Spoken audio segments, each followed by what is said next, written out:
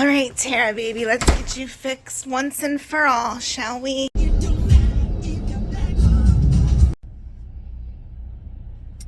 Hi there, friends and adventurers. Heather here, and we are heading to the mechanic. By we, I mean me and Tara, my 2017 Dodge Grand Caravan. She is going in for hopefully a quick and fairly painless, fairly inexpensive repair.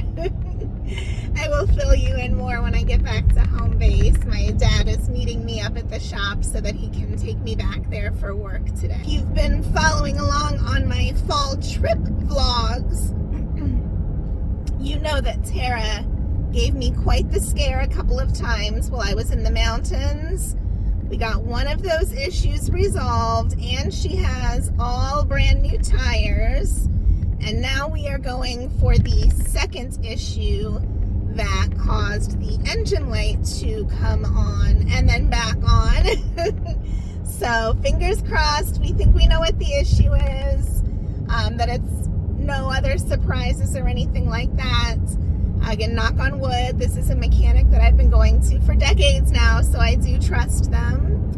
Although I always get a little bit nervous leaving her at the shop. So, as you can see behind me, I do have her in her latest setup mode. So she is still ready for car camping once I get her back. But hopefully that will be today. And in the meantime, I'm going to update you a little bit more. And then I'm also going to let you know what the heck is wrong with me. Well, kind of. Check back in later. Hi, Tara. Heather here, and Queen Chloe has decided to join us, but she doesn't realize she's slightly out of frame. Anywho, joining you live from my bed. Oh, she heard me. Say hi, Chloe. Don't show your butt. Okay. Joining you live from my bed, which is where she doesn't like not having the attention all on her. But, as I was saying, this is pretty much where all the action, and by action I mean nothing, has been happening for the past few weeks now. I've been working from bed, I've been resting from bed, I've been trying to nap from bed, take little breaks in between having to do my daily tasks from bed. Pretty much I've just been living in my bed lately, so I kind of wanted to fill you in a little bit because I know I've hinted at it. I know I've made a few community posts about it, but I've never really updated you guys as to what's been going on lately. So let's just talk about that real quick right now if somebody will settle down and stop trying to be the center of attention. Can you do that, Chloe? I think she's agreed. We'll see. All right, I had to grab my liquid energy, which is pretty much the only way I've been staying awake during the day these days. By the way, isn't my shirt cute? I found it appropriate for this topic. If you know, you know. Anywho.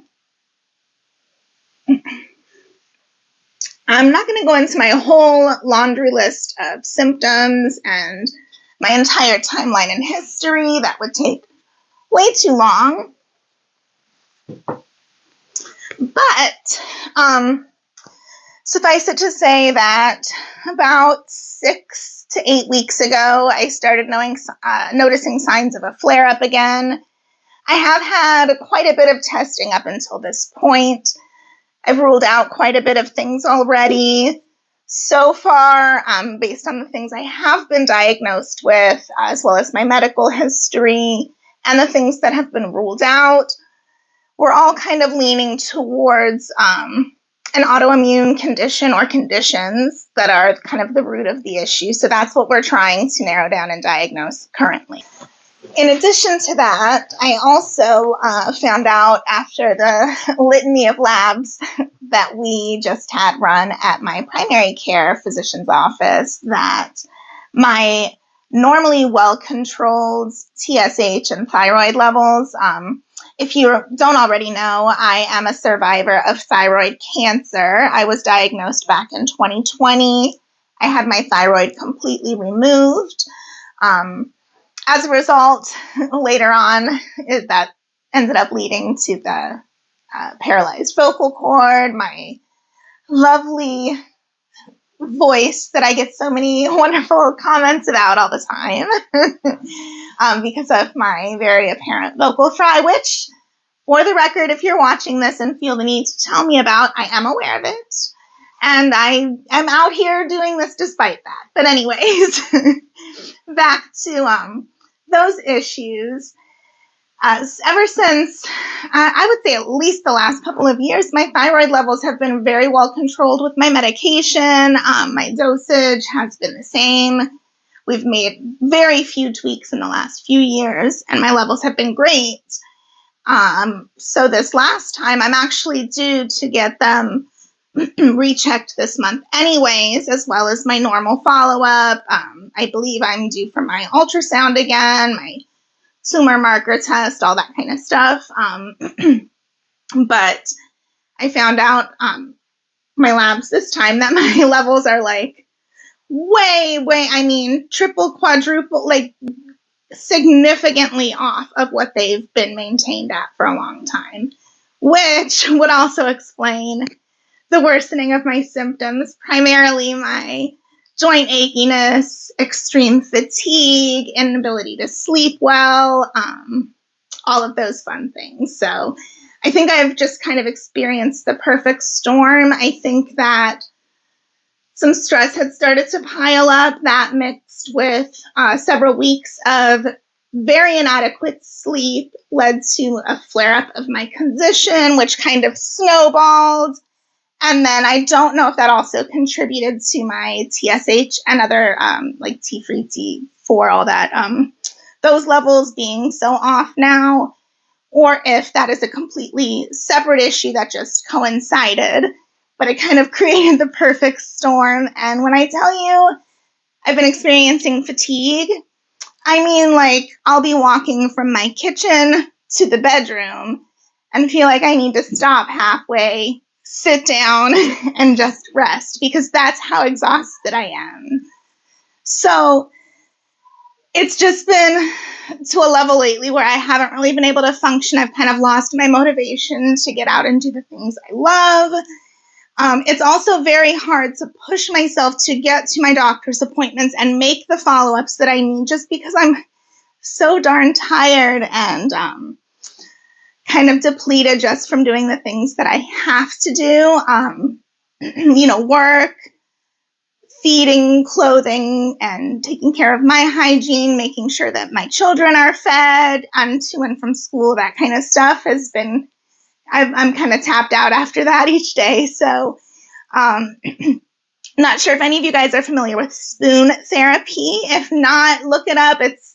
I'm no expert and I would totally botch the explanation, but basically it's something that a lot of people that have chronic illnesses refer to. That the basic concept is you have a certain amount of spoons allotted each day for your daily activities. If you didn't get a good night's sleep, if you're sick, you have to take away some of those spoons right off the top. And then, like, each activity is rated for a certain amount. Like, say, just getting out of bed takes 1 spoon. Preparing and eating a meal might take 2 spoons. Making or following up at a doctor's appointment may take 3 spoons, and so on. And so if you start your day with 12 spoons and you run out halfway through, you're kind of borrowing against the future. And to make a very long story short, that's kind of what I've been doing to survive the last few months, has kind of been borrowing against the next day's energy. So I've been getting more and more depleted and more tired. I hate saying tired. It feels so inadequate. My joint achiness, like I said, all of my symptoms have just picked up. They're playing off of each other. And I'm just basically to the point of being non-functional. And it's really, unfortunately, I have a tendency to put myself off until I can't. So that was kind of finally my wake-up call that all of my loved ones have been pushing me to do, was to get back into the doctor after my last appointment. Hence the community post that you read and the follow-up to that novel. But again, I just kind of wanted to address that here. I did go to the doctor. I did get a bunch of labs done.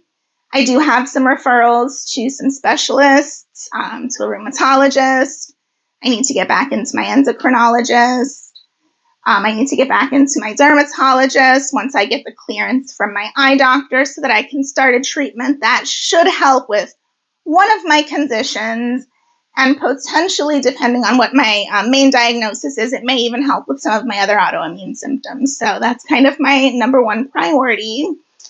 Earlier this week, I did have a chest x-ray and a CT of the head, and those both, I just got word back that those both came back normal, no concern there. So that does rule out some concerns of like neurological and other lung issues that could be related to some of the symptoms that I've been having. So right now I'm kind of back into a holding pattern until I get into my other appointments and get my other tests done. I do have a positive ANA test. So that is something that the rheumatologist will be able to kind of go off of. I know a lot of people have, unfortunately, their own experiences with autoimmune disease and different chronic illness. I would respectfully ask that you refrain from giving me your idea of what my diagnosis might be or what a good possible treatment might be. I am doing a lot of research on my own. I am on the right path, and while I welcome and love and appreciate any and all support in this health journey, it's very overwhelming to have people guessing diagnoses or treatments at you based on their own experiences, since everybody's is so unique and different, and since a lot of symptoms can overlap in these conditions. So I just want to be completely transparent. I don't plan on giving up camping at all. It is one thing in my life that distracts me, so I do feel that I need it in my life. And I don't plan on, that going anywhere anytime soon, so I will continue to share trips with you. The hikes may be a little tamer, a little more chill and scenic as opposed to like hikes. A little less active type activities perhaps, but I am still, not going anywhere. I just, like I said, I want to be transparent and update you with what's been going on with me and kind of explain if if my energy seems a little off, if I don't quite seem like myself, things like that, you'll kind of know why. So I am prioritizing my health. And that may mean that I may need to take a week off every so often from filming, but I will always keep you guys in the loop. And I am going to shut up about myself now because I think that's way more than anybody needed or wanted to hear, to be frank. So let's go pick Terra up and see how she's doing now. And I'll fill you in on those details real quick. All right, friends, you can see I am back in Terra, and she is as good as new. Well, as good as close to new as can be. But knock on wood, knock on all the wood everywhere. I believe she is road ready and all of her issues have been fixed for the time being. So, we got her all new tires, and I still can't believe the main issue with the shake and the shimmy. I had initially thought that it was probably a tire balancing issue because it seemed to primarily just be at a certain speed range that it would happen. But then it kept getting worse and worse, and it really felt like I was like wobbly, and like that, the steering wheel was just, she wasn't going no matter what speed. And apparently, which I had never heard of, but my normal mechanic, my dad, and several other people have assured me that this is all a thing. It's just not a thing I knew about. Was the tire was starting to separate from the inside. So You guys know about the blowouts that I saw on 95 or 75 on the way up. I don't remember which now. But anyways, on my road trip, and how much it freaked me out, and to think that I was that close to potentially having it happen to me on a highway. Oh my gosh. So I am very glad that that was taken care of. I think the reason I hadn't noticed it before the service, before leaving town, was because when they did the oil change and checked everything else out, they did a tire rotation. And since it was the two front tires now, they were initially on the back. So once I think they were up front, connected more to the steering wheel, it was more noticeable. And then, of course, it continued to progressively get worse with the, 15 to 1700 miles that I drove. Another issue with the engine light coming on. I didn't really go into a lot of detail at the time. I was kind of frazzled and not thinking about filming, but to kind of explain that a little bit better, when my engine light came on, the code that it came back as was that it was my thermostat. And that's when we realized, when we looked at the coolant, that the coolant reservoir was empty. So there's two up there, and the one that you can see completely dry. So I think that's what prompted the light to come on, and thank gosh it did when it came on when it did, or else I would have been in a remote valley with no cell service. My engine could have overheated. It would have been horrible. So that didn't happen. We got the coolant in it, and they said at the time, if the code comes back on and the coolant is not the issue, most likely it's your thermostat that's going to need replaced. So I had been kind of doing my own research about that. And sure enough, once I got back to Florida and I had been doing my normal activities for a few days, the light came back on. I've been religiously checking the coolant levels. That was still good. So I thought, okay, it's the thermostat, let's take her in. So I called my normal mechanic. Well, actually my dad did, to be perfectly transparent, because at that point, between my own health issues, everything else I had going on, and juggling, I just had run out of mental bandwidth at that point to even deal with it anymore. So thank goodness for my parents, who are always there to help and support when I need it. My dad was able to set up an appointment to bring Terra in. You saw me dropping her off at the beginning of this video. Sure enough, it was the thermostat, and on the bright side, it ended up being cheaper than my research had indicated it would be. So shout out to my mechanic, Mears Auto Works. I've been going to them, like I said, 4 decades now, and they are always very honest, very fair, and seem to normally get one of the better, if not best, price for things. So I do have confidence in them, and she is driving wonderfully now. She's got her brand new thermostat in, so maybe her temperature will regulate better than mine has been now, because mine is still all over the place. But we're not going back to talking about me, don't worry. So anywho, she is driving like a dream, and I feel confident and safe to take her back on the road again. I am not going to be straying too far from home base. I think I definitely made the right call in cutting my fall trip a little bit short. I think if I had stayed out and kept driving it, I would have potentially experienced the issue when I was not yet back in Florida. And if at that point she had started overheating, my engine could have also been hurt in the process. So I think everything worked out the way it was supposed to. I am definitely anxious to get back out there. I do have a vlog coming up for you in a few days of my very first time sleeping in this newest setup of mine, my super minimal setup. So look for that. If you're not already subscribed, maybe consider doing so. I'm getting so close to 5,000 now, I can't believe it. So if you're not one of those almost 5,000, maybe you could be. But again, thank you so much for watching. Thanks for bearing with me while I ramble on and on about myself and my van. Hopefully I won't have anything else more to update you with until I have some more answers myself.